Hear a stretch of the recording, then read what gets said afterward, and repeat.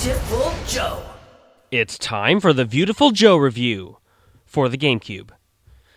Just like Sam and Max, I had always known about this game, but for some reason, there was just something about it that didn't appeal to me. But now that I played it, I kind of really wish I didn't wait so long to play it. The story is about how Joe and his girlfriend Sylvia are at the movie theater watching one of those really cheesy old Japanese action movies.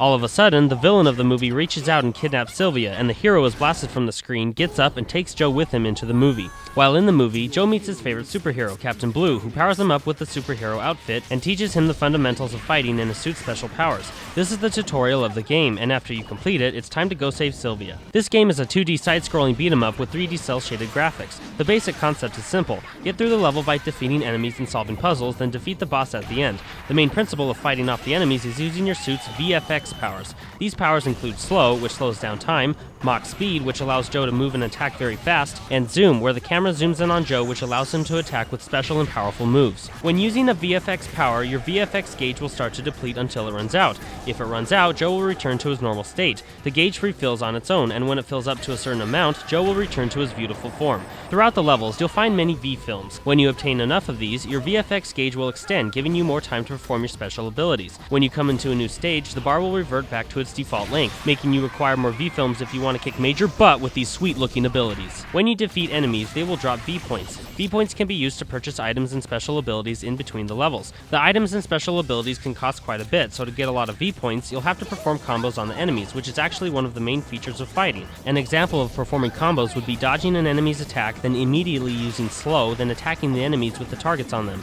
As long as you stay in Slow, and as long as there are targeted enemies, you can rack up some big combos for lots of V-points. Joe's special abilities are not just for fighting, they're also used to solve puzzles. Like when you use Slow and Mach Speed when a hovering platform is in sight, it will descend and ascend respectively, giving Joe access to new areas and pathways. When you complete a stage, you will be graded depending on how many V-points you acquired, how well you defended yourself, and how long it took you to complete the level. The graphics are great. With a cel-shaded look, everything looks very flashy and intense, which really helps with the game's fast and crazy atmosphere. The controls are great as well. When you first start out, I think it might take you a bit to get comfortable with all the button placements and functions, because there is a lot, but it's a lot of fun when you get used to them. The boss battles were fun, and I have to admit, can be very hard.